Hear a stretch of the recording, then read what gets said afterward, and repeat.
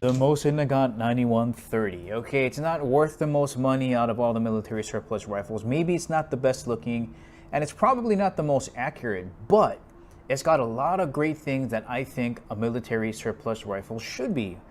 Number one, it's a great bolt action rifle. The cartridge it shoots, the 762 by 54 rim, not only is highly effective, but it's super cost efficient, just like the rifle. There was so many of them made, and I'm not talking like 5 million or 8 million. I'm talking like 60 million of these were made, different models, but the 9130 accounts for most of them. I mean, you got some from Finland during the war that were captured that are going to be a little bit more expensive. But pretty much for, I would say, a $200, $250, you get a sick looking Mosin with all of the accessories. So let's start talking about where they're made and what to look for when buying one. These are the three symbols or icons you're going to see most commonly on Mosin Nagants. These are two factories in Russia where they were made. The top two, I think how you pronounce that name is Izhevsk, and the bottom one is Tula. There's some debate as to which one is worth more. Some people think the rifles made in Tula were higher quality. And also the internet saying, well, maybe the star makes it look like more USSR, Soviet Union, or maybe it's just easier to say Tula. But for whatever reason, Tula rifles seem to sell for a little bit more. I don't think there's any quality difference between them, but those are your three most common icons that you'll see. The next thing people talk about is what type of receiver the rifle has. Is it hexagonal like this one, or is it rounded like the one we're going to be looking at? The hexagonal ones were earlier made, they're a bit more robust, and there's a lot less of them made, so collectors like to have those. If you're just looking for a really good shooter, I would try to find a rounded one like the one we're going to be looking at. I didn't notice a difference in accuracy, but you're going to notice the hexagonal ones are going to hold value a lot more than the rounded ones. Here's all the neat Mosin stuff you can get for your rifle if you buy it from the right seller. So you got like your ammo pouch, your cleaning kit, your oil can. Here's a closer look at the oil can and what the initials on the can means. Sometimes when you buy a spam can like this one, it'll come with the spam can opener to help you open it. They might even include the bayonet. This thing is a spike bayonet. It is so long. It's one hell of an ice pick, man. It's a cruciform bayonet. Here's a closer look at it. I'll spin that around so you guys can have a better look at it. But all that for $250? Dang, Gina.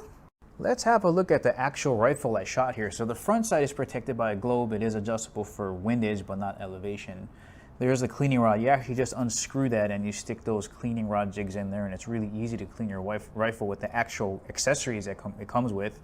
There's the bolt handle. You can get that in a 45-degree bolt handle. There's people that do that work on the internet. And all the aftermarket stuff for this rifle is fairly common. You can get really cool aftermarket stocks for them. They make it look like a modern-day bolt-action rifle. There's a look at the tangent rear sights there from 100 meters to 2,000 meters. I really don't think shooting it at 50 yards is just a waste. I didn't notice the difference between 50 yards and 100 yards, so you might as well just shoot it at 100 yards. And a fair warning, if you're going to buy one in Cosmoline, get ready to boil some water, man, because you have to get every bit of it out of the bolt. Otherwise, when you start firing it, your bolt is going to stick, and you are going to need a hammer to get it unstuck. Here's a look at that rounded receiver, so you can see a star up here. You can see there's no arrow in there. Wartime stuff, man. They're just trying to fling them out there, but that's from Tula, and you can see how nice and rounded that receiver is. So this one was not very expensive, even though it came from Tula. The rounded receiver and the laminate stock just made for a very, really good shooter. Okay, really quick, what we're looking at here is the safety. So this knurled knob, what you want to do is pull and turn, and this portion here is going to hook right over this portion, this flat portion here. The problem is most Mosin springs I run into are really stiff like this one. Oh man. But that's how it works. You just pull, turn, and it's supposed to rest there. If you want to do the spring modification, you can. That makes it a little bit easier to pull out, but whatever. That's how the Mosin safety works. Pull, twist. Okay, what we're looking at is the top half of the rifle. Here's your bolt knob here. And what I'm trying to do to show you is this portion right here is where the stripper clips would go. And all you would do is push down inside. And you can fit 5 rounds down in that internal magazine. Here's a quick look at the trigger pull on the rifle I shot. Came out about 6 pounds. Is not bad.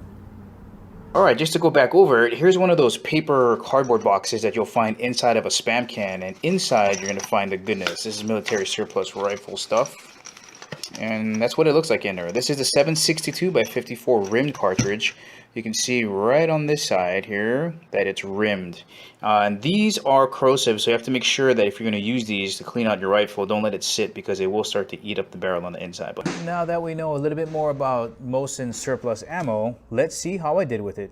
There we go, 50 yards on the left, 100 on the right. As you can see, not much of a difference for me. I just seriously think Mosins are meant to shoot longer than 50 yards. Well guys, that's the ending of the review. I hope you found it useful. If you liked the video, please give me the thumbs up.